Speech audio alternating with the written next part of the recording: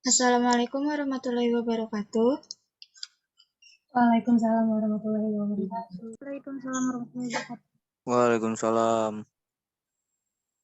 Kami dari kelompok 1 ingin mempresentasikan hasil kerja kami, yaitu pemahaman diri dan petak johari. Sebelum itu, izinkan saya memperkenalkan anggota kelompok 1.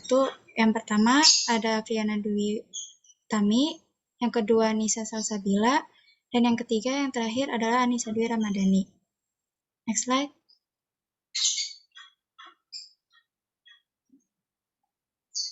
Untuk pembahasan materi yang pertama akan disampaikan oleh Afriana. Untuk Afriana dipersilakan. Baik, terima kasih Anissa Dwi. Oke teman-teman, saya akan menjelaskan tentang pemahaman diri. Next, pengertian pemahaman diri. Pemahaman diri adalah suatu cara untuk memahami, menaksir karakteristik, potensi, dan atau masalah gangguan yang ada pada individu atau sekelompok individu. Menurut Santrop, pemahaman diri atau self-understanding adalah gambaran kognitif remaja mengenai dirinya, dasar dan isi dan konsep diri remaja. Maslow menyebutnya personal meaning, yang menggambarkan bahwa meaning dialami dari aktualisasi diri, individu yang termotivasi untuk mengetahui alasan atau maksud dari keberadaan dirinya. Jadi, pemahaman diri dapat disimpulkan sebagai suatu situasi yang dialami individu di mana seseorang mengenal tentang potensinya, baik potensi fisik maupun potensi psikisnya, sehingga individu memahami arah dan tujuan hidupnya atau cita-cita. Potensi fisik yaitu sejumlah kemampuan yang ada pada anggota badan dan panca indera individu, sedangkan potensi psikis individu mencakup minat dan abilitas kepribadian, nilai, dan sikap. Next.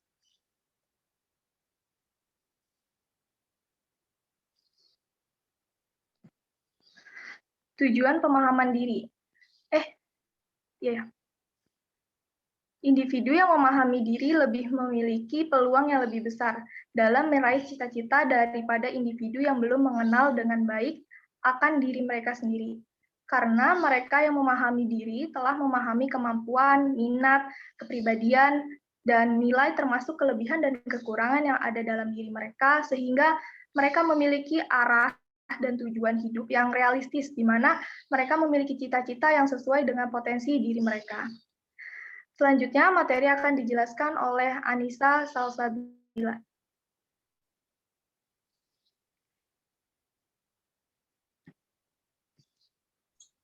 Baik, di sini saya akan melanjutkan mengenai ciri-ciri individu yang memahami dirinya. Yang pertama itu selalu percaya diri. Percaya diri selalu bersikap tenang di dalam mengerjakan sesuatu, mempunyai potensi dan kemampuan yang memadai, mampu menetralisasi tegangan yang muncul di berbagai situasi, memiliki kondisi mental dan fisik yang cukup untuk menunjang penampilan, dan mampu menyesuaikan diri dan berkomunikasi di berbagai situasi. Selanjutnya, berpikir positif.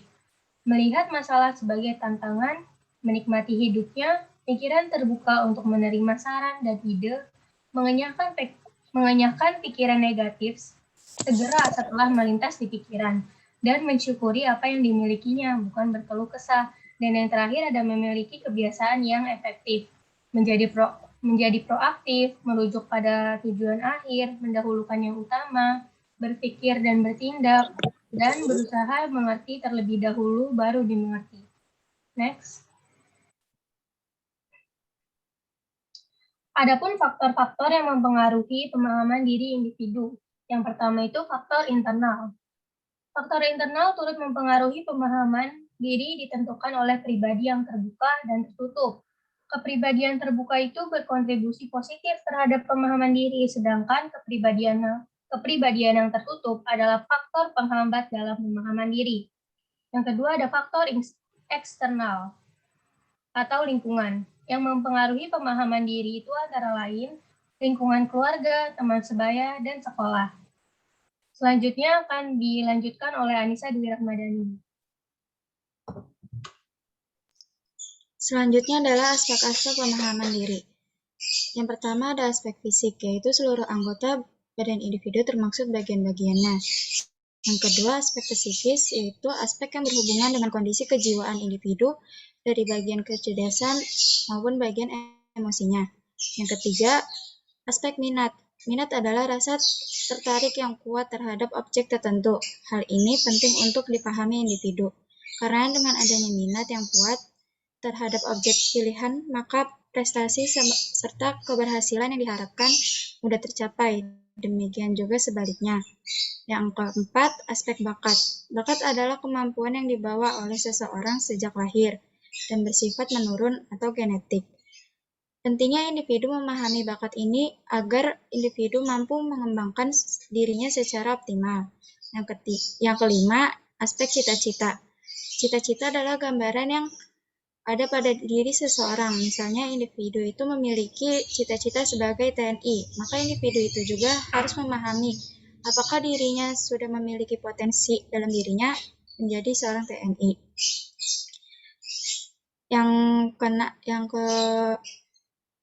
Yang keenam adalah aspek kebutuhan pokok. Hal ini juga penting untuk dipahami oleh individu.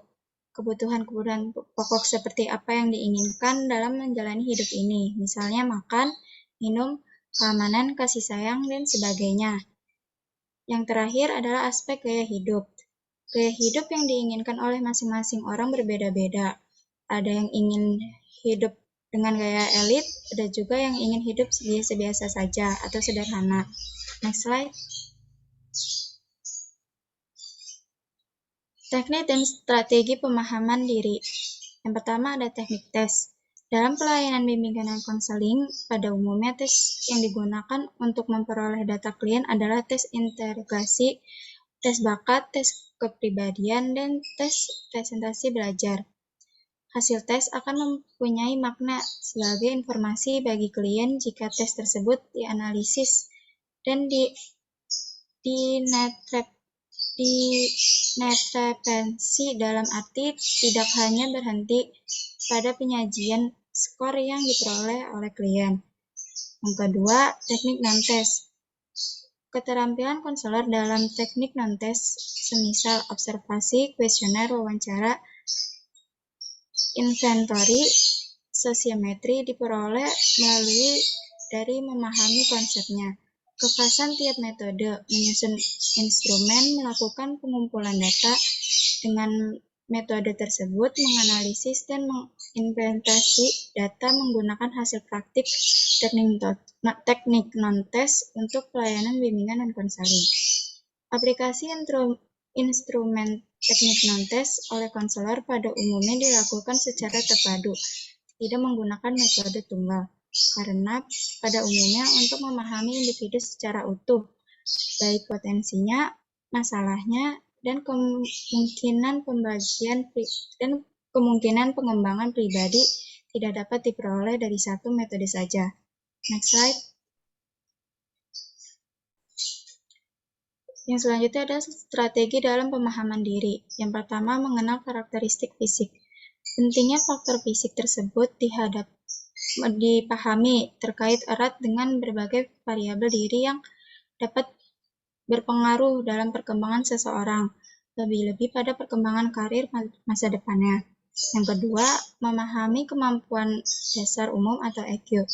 Pengetahuan tentang ciri perilaku siswa dengan EQ tinggi amat penting dalam kerangkasan pembelajaran di sekolah, termasuk dalam penyelenggaraan bimbingan karir. Yang ketiga, memahami kemampuan dasar khusus atau bakat. Bakat adalah kemampuan yang berpotensi untuk dikembangkan atau dilatih dan merupakan kemampuan yang telah ada dan menyatu dalam diri seseorang sejak lahir, dan terkait dengan struktur otak. Dan yang terakhir, memahami minat. Minat adalah ketertarikan seseorang terhadap objek tertentu. Berbeda dengan inteligasi dan bakat, determinan dan perkembangan minat adalah faktor lingkungan. Next slide. Selanjutnya akan dijelaskan oleh Anissa Salsabila. Selanjutnya ada petak Johari. Pengertian dari petak Johari itu teori yang digunakan untuk mengenali kepribadian diri sendiri dan juga orang lain. Teori ini dikemukakan oleh Joseph Luth dan Harrington Ingham. Nama teori ini diambil dari gabungan antara Joseph dan Harrington. Keduanya melahirkan teori ini pada tahun 1955 silam. Jendela Johari digunakan untuk memahami hubungan intrapersonal dan interpersonal, yakni hubungan pada diri sendiri serta hubungan antara orang lain serta hubungan antara diri sendiri dan orang lain. Konsep teori jendela Johari ini memiliki 4 kamar atau 4 perspektif, yakni masing-masing memiliki istilah dan makna yang berbeda. Lanjut. Joseph Luth dan Harrington Ingham membagi teori jendela Johari ini ke dalam 4 bagian. Yang pertama, wilayah terbuka atau open self. Yang kedua, wilayah buta atau blind self. Yang ketiga, ada wilayah tersembunyi atau hidden self. Dan yang terakhir adalah wilayah tak dikenal atau unknown self. Selanjutnya akan dijelaskan oleh Afriana. Baik, saya akan menjabarkan dari 4 teori jendela Johari. Yang pertama, wilayah terbuka atau open self. Open self merupakan suatu keadaan di mana seseorang saling terbuka terhadap dirinya sendiri maupun orang lain. Pada wilayah terbuka ini, seseorang akan terbuka mengenai perasaan, sifat, kesadaran, perilaku, dan motivasi. Orang yang berada pada wilayah terbuka lebih mudah menjalin komunikasi dengan siapapun. Hal ini berpengaruh terhadap interaksi antara individu atau kelompok untuk menciptakan komunikasi yang efektif. 2. Wilayah buta atau blind self. Blind self merupakan kondisi di mana orang lain dapat memahami sifat, perasaan, pikiran, dan motivasi seseorang, tetapi orang tersebut tidak dapat memahami dirinya sendiri. Wilayah buta sering terjadi dalam interaksi dan dapat menimbulkan kesalahpahaman atau permasalahan lain. Next. 3. Wilayah tersembunyi atau hidden self. Hidden self merupakan keadaan di mana seseorang memiliki kemampuan untuk menyembunyikan atau merahasiakan sebagian hal yang dianggap tidak perlu untuk dipublikasikan kepada orang lain. Dalam konsep ini terbagi menjadi 2, yaitu yang pertama, over disclose. Maksudnya adalah seseorang terlalu banyak menceritakan rahasianya, sehingga kemungkinan hidden self ini lebih kecil. Hal ini membuat seseorang berada di wilayah terbuka. Yang kedua, ada under disclose. Maksudnya adalah seseorang sedikit menceritakan rahasianya, tetapi hanya pada bagian-bagian tertentu, sehingga seseorang cenderung berada di wilayah rahasia. Dan yang terakhir yaitu ada wilayah tak dikenal atau unknown self. Unknown self merupakan kondisi seseorang yang tidak dapat memahami dirinya sendiri, bahkan orang lain pun tidak dapat mengenalinya. Wilayah ini merupakan wilayah yang tidak dapat menciptakan interaksi dan komunikasi yang efektif, karena keduanya sama-sama merasa tidak ada pemahaman. Next. Baik, materi sudah selesai dijelaskan. Saya kembalikan lagi kepada moderator Anissa Dwi. Baik, sekian penyampaian materi dari kelompok 1. Sesi selanjutnya adalah tanya jawab. Untuk sesi tanya jawab dibuka untuk 5 pertanyaan yang dibagi 2 sesi. Untuk sesi yang pertama 3 pertanyaan dan sesi yang kedua 2 pertanyaan. Sekarang jika ada yang ingin bertanya dipersilahkan.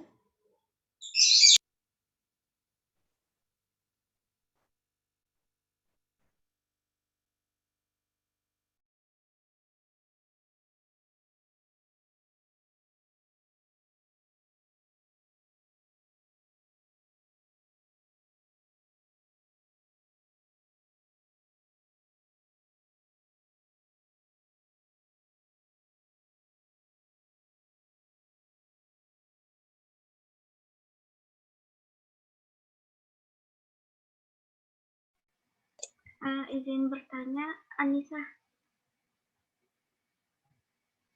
Ya, Umi ya, silakan. Saya Umi Latifah dari kelompok 12.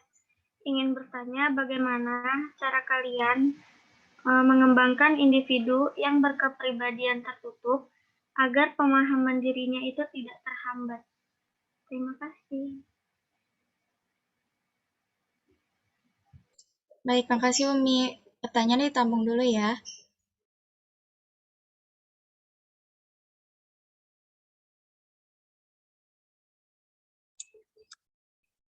Izin bertanya, Iya, Ari, dipersilakan.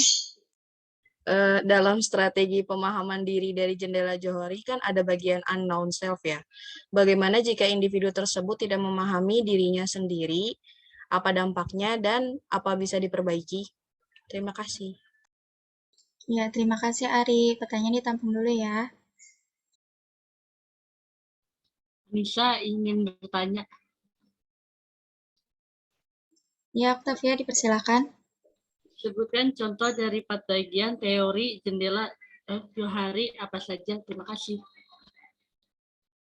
Ya, terima kasih. Pertanyaannya ditampung dulu ya, sambil kelompok mencari jawabannya.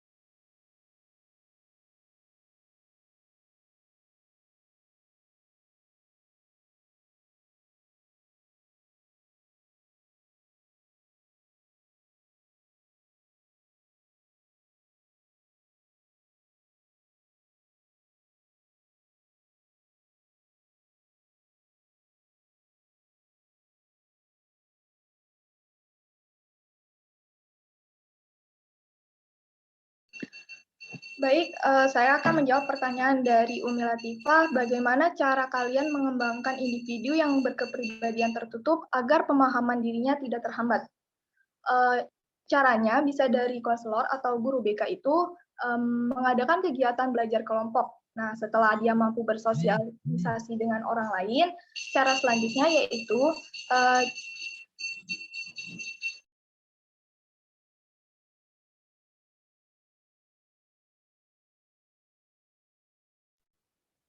Cara selanjutnya yaitu dia harus bersikap menerima kritik dari orang lain. Dengan mereka memberi kritikan ini bisa membantu si introvert atau orang yang tertutup ini mengenali apa yang dia tidak ketahui. Karena mungkin saja dia mempunyai bakat terpendam yang ada dalam dirinya, tetapi dia tidak menyadarinya. Jadi ketika orang lain menyadari bahwa si introvert ini punya bakat, dia bisa memberitahunya kepada orang tersebut.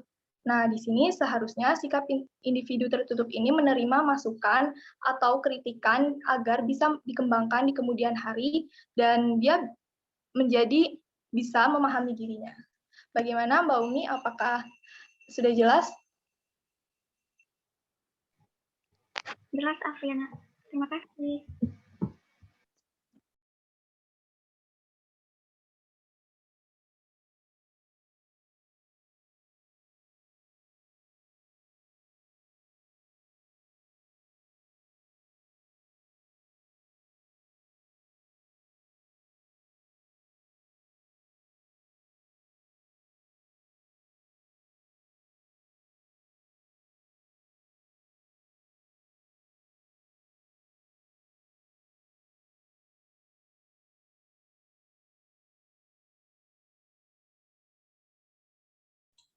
Selanjutnya saya akan menjawab pertanyaan dari Ari.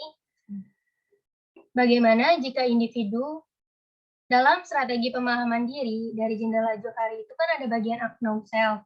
Bagaimana jika individu tersebut tidak memahami dirinya sendiri dan apa dampaknya? Apa bisa diperbaiki? Unknown self itu kan kondisi di mana aspek dalam diri itu tidak diketahui oleh diri sendiri maupun orang lain.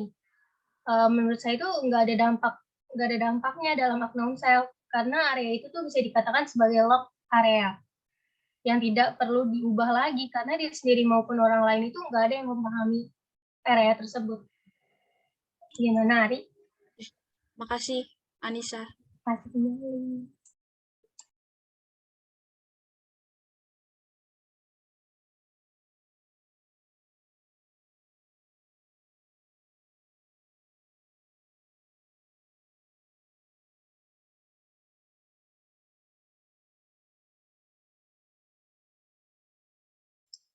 Baik, saya akan menjawab pertanyaan dari Via.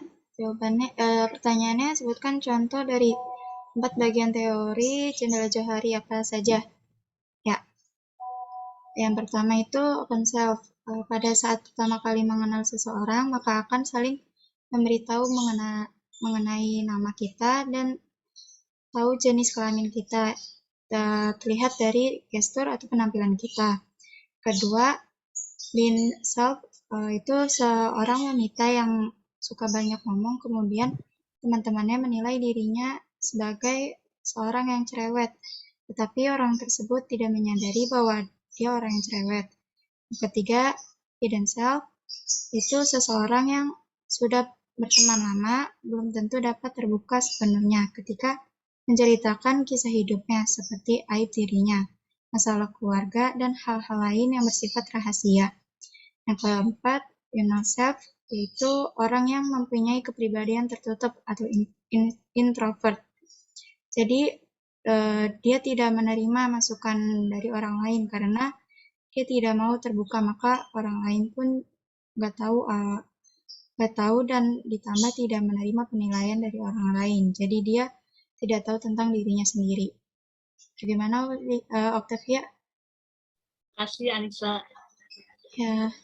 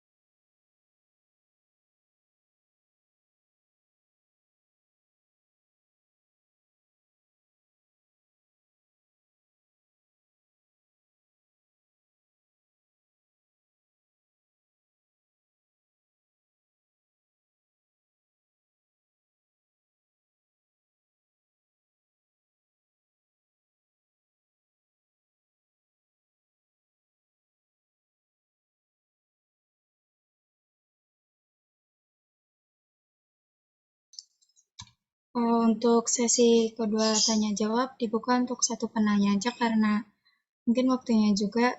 Jadi yang ingin bertanya dipersilakan. Anissa izin bertanya, Iya, Trisna dipersilakan. bagaimana caranya kita untuk memahami dan mengerti diri kita sendiri? Makasih.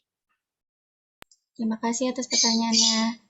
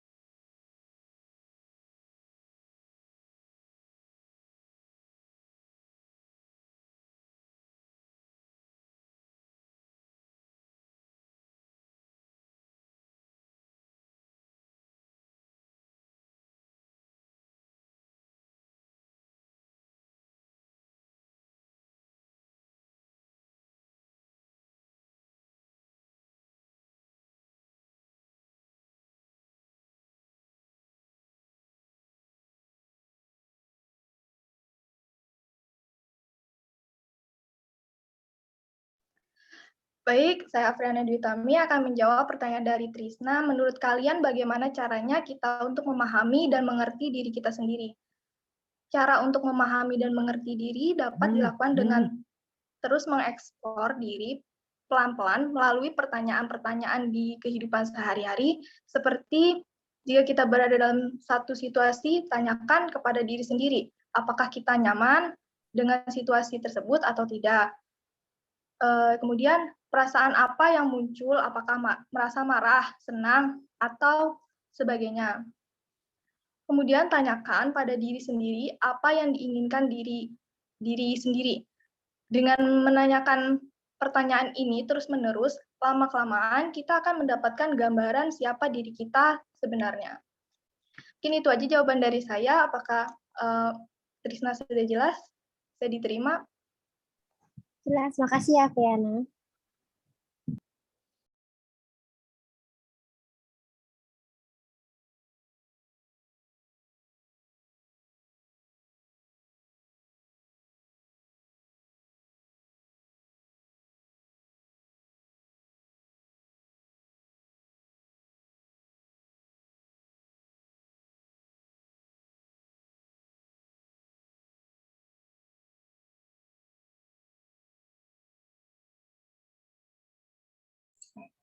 Oke, selanjutnya ada pertanyaan dari Farhan Setiawan di room chat. Inti pertanyaannya, bagaimana jika seseorang konselor menghadapi suatu wilayah yang tidak dapat menciptakan interaksi atau komunikasi yang efektif, yang keduanya sama-sama tidak ada pemahaman. Ini merujuk pada kuadran 4 yang unknown self, dikatakan sebagai locket area, yang tadi seperti saya bilang. Jadi itu area itu tidak perlu kita ubah lagi, karena diri sendiri maupun orang lain itu tidak ada yang memahaminya. Jadi sebagai konselor, jika menghadapi yang seperti ini tuh, maka proses konseling itu tidak akan berjalan efektif, karena klien sendiri pun tidak mengetahuinya. Hal ini tentu aja sulit jika terjadi dalam proses konseling, kecuali konselingnya benar-benar ingin masalahnya terentaskan. Mungkin cara yang dapat dilakukan konselor yaitu membantu klien untuk dapat memahami tentang dirinya sendiri, lalu minta pelan-pelan untuk mengungkapkan apa yang sedang dialaminya. Bagaimana, Saudara Farhan? Karena internetnya terputus-putus, jadi mungkin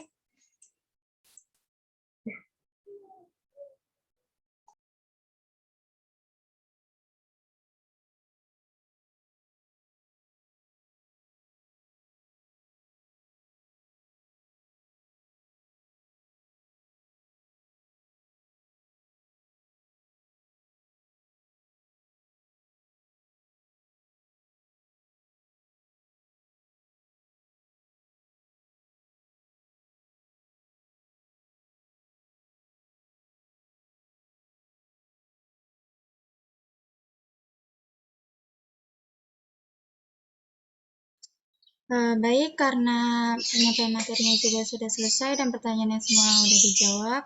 Sekian dari kelompok 1. Terima kasih atas perhatiannya. Kurang lebihnya mohon maaf. Wassalamualaikum warahmatullahi wabarakatuh. Waalaikumsalam warahmatullahi wabarakatuh.